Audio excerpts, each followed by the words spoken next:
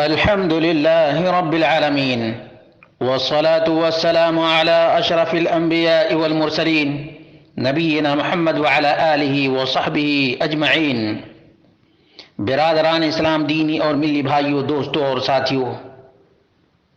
ہم میں سے کون چاہے گا کہ اس کی بے ادبی کی جائے، یا اس کا مذاق اڑایا جائے، یا اس کے والدین کا مذاق اڑایا جائے، یا اس کی اولاد یا اس کے کسی محبوب ترین شخصیت کا مذاق اڑایا جائے؟ کوئی نہیں پسند کرے گا۔ دین کی تعظیم اللہ رب العالمین کے شاعر اور رسول اللہ صلی اللہ علیہ وسلم کے شاعر کی تعظیم ہے، اور اللہ رب العالمین کے شاعر کی تعظیم اور اس کے حرمتوں کی تعظیم واجب ہے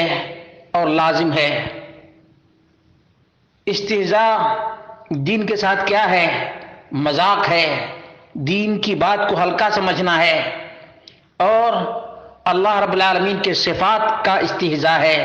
اللہ رب العالمین کے افعال کا استہزاء ہے، اور اسلام کی تعلیمات کا مذاق بنانا ہے، قرآنی آیات کا مذاق اڑانا ہے، نبی اکرم صلی اللہ علیہ وسلم کی سنت کا مذاق اڑانا ہے، علوم شریعت کے جانکار علماء کا مذاق اڑانا ہے، کیونکہ علماء شرعی علوم کے ماہر ہوتے ہیں،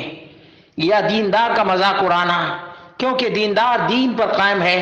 نبی کی سنت کو بجا لاتا ہے، کیونکہ یہ جو مذاق ہے اس کو ڈائریکٹ دین سے جوڑتا ہے، سنت سے جوڑتا ہے۔ اس لیے مسلمانوں،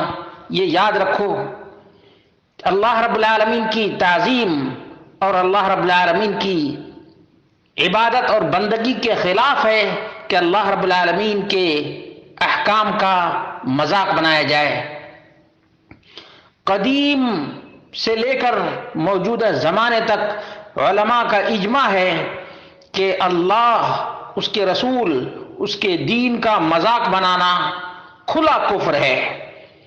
دائرہ اسلام سے آدمی خارج ہو جاتا ہے، جیسا کہ اللہ رب العالمین نے فرمایا: يحذر المنافقون ان تنزل عليهم سورة تنبئهم بما في قلوبهم قل استهزئوا ان الله مخرج ما تحذرون ولئن سألتهم ليقولن انما كنا نخوض ونلعب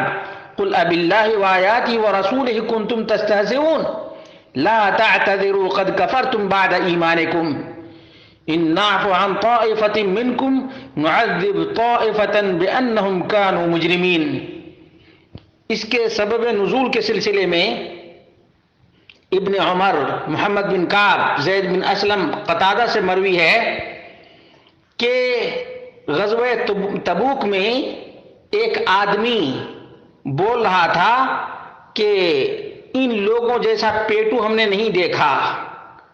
اور ان لوگوں جیسے جھوٹے ہم نے نہیں دیکھا، اور میدان جنگ میں ان سے زیادہ بزدل نہیں دیکھا۔ رسول اللہ صلی اللہ علیہ وسلم اور آپ کے صحابہ کو وہ مراد لے رہا تھا۔ تو اتنے میں عوف بن مالک نے کہا: جھوٹ بولتا ہے، اصل بات یہ کہ تو منافق ہے، ہم رسول اللہ صلی اللہ علیہ وسلم کو ضرور اس کی خبر دیں گے۔ عوف بن مالک رضی اللہ عنہ رسول اللہ صلی اللہ علیہ وسلم کے پاس اس منافق کے بارے میں بتانے کے لیے گئے۔ اس سے پہلے قرآن کریم کی یہ آیتیں نازل ہو چکی تھیں، تو وہ آدمی جو منافق تھا وہ رسول اللہ صلی اللہ علیہ وسلم کے پاس آیا اور کہنے لگا: اللہ کے رسول، ہم تو بس مذاق کر رہے تھے، اور اس لیے یہ سب باتیں کر رہے تھے تاکہ ہماری جو مسافت ہے وہ آسانی سے طے ہو جائے۔ ابن عمر رضی اللہ عنہ کہہ رہے ہیں کہ میں گویا اس آدمی کو دیکھ رہا ہوں کہ کیسے وہ رسول اللہ صلی اللہ علیہ وسلم کے پاس آ کر کے اور کہہ رہا ہے کہ ہم تو بس ٹائم پاس کے لیے ایسا کہہ رہے تھے۔ اللہ کے رسول صلی اللہ علیہ وسلم فرما رہے تھے: قل أبالله وآياته ورسوله كنتم تستهزئون، کیا تم اللہ، اس کی آیتوں اور اس کے رسول کا مذاق بناتے ہو؟ لا تعتذروا قد كفرتم بعد ایمانکم، اب بہانہ بازی نہیں چلے گی، ایمان کے بعد کافر ہو گئے۔ ابن جریر نے اس کو ذکر کیا ہے۔ سوچو مسلمانوں کہ دین کا مذاق اڑانا، دینی احکام کا مذاق بنانا، یہ صریح کفر ہے، صریح کفر ہے۔ اللہ رب العالمین نے فرمایا لا تعتذروا، بہانہ بازی نہ کرو۔ اس لیے آج کل جو گروپ چل رہے ہیں، واٹس ایپ کے گروپ ہیں، ٹیلی گرام کے گروپ ہیں، دیگر گروپ ہیں، اگر ان گروپوں میں یا فیس بک ہے ایسے گروپ جہاں دین کا مذاق اڑایا جا رہا ہو، اللہ کے احکام کا مذاق اڑایا جا رہا ہو، دینداروں کا مذاق اڑایا جا رہا ہو، یا تو اس کو روکنا چاہیے یا اس سے نکل جانا چاہیے، اس سے نکل جانا چاہیے، کیونکہ اللہ رب العالمین نے فرمایا وَقَدْ نَزَّلَ عَلَيْكُمْ فِي الْكِتَابِ أَنْ إِذَا سَمِعْتُمْ آيَاتِ اللَّهِ يُكْفَرُ بِهَا وَيُسْتَهْزَأُ بِهَا فَلَا تَقْعُدُوا مَعَهُمْ حَتَّى يَخُوضُوا فِي حَدِيثٍ غَيْرِهِ إِنَّكُمْ إِذًا مِثْلُهُمْ إِنَّ اللَّهَ جَامِعُ الْمُنَافِقِينَ وَالْكَافِرِينَ فِي جَهَنَّمَ جَمِيعًا۔ اسی طرح سے اللہ رب العالمین نے بہت سی آیاتوں کے اندر اس بات کی وضاحت کی ہے کہ دین کا مذاق اڑانا، دینی احکام اور دینی پیغام کا مذاق اڑانا یہ کفر بواح ہے، کفر ہے، یہ کفر ہے۔ اللہ رب العالمین ہم سب کو دین کی تعظیم کرنے کی توفیق عطا فرمائے، دین پر چلنے کی توفیق عطا فرمائے۔ میرے بھائی دوستوں اور ساتھیوں، مسلمانوں کے اوپر لازم ہے کہ کفر سے بچے اور دینی احکام کو مذاق نہ سمجھے، کیونکہ چاہے ہنسی مذاق میں کوئی دین کا مذاق اڑائے یا جان بوجھ کر ارادتاً، دونوں کے دونوں برابر ہیں،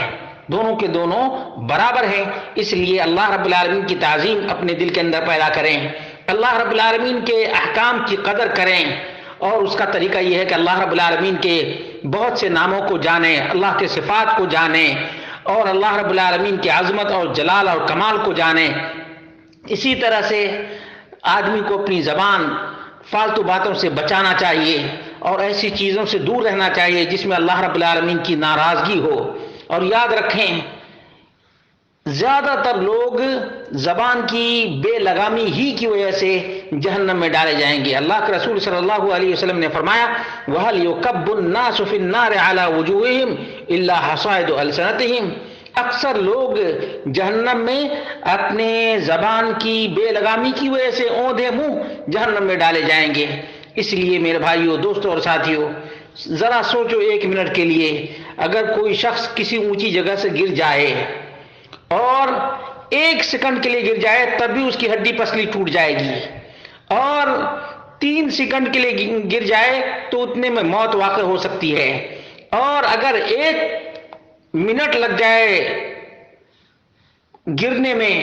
تو وہ اس کی ہڈی پسلی سب ٹوٹ جائے گی۔ لیکن سوچیں، دین کا مذاق اڑانے والے کس طرح سے جہنم میں جائیں گے۔ اللہ کے حبیب صلی اللہ علیہ وسلم نے فرمایا ان الرجل لا يتكلم بالكلمة لا يرى بها بأسا يهوي بها 70 خريفا۔ 70 سال تک جہنم کے گڑھے میں گرتا رہے گا تو اس کا کیا حال ہوگا۔ اللہ ہم سب کو اپنے دین کی قدر کرنے کی توفیق عطا فرمائے، اللہ ہم سب کو دین پر چلنے والا بنائے، دیندار سے محبت کرنے والا بنائے، شریعت اسلامیہ سے محبت کرنے والا بنائے، اور اللہ رب العالمین ان لوگوں کو ہدایت عطا فرمائے جو دین کی قدر نہیں جانتے ہیں۔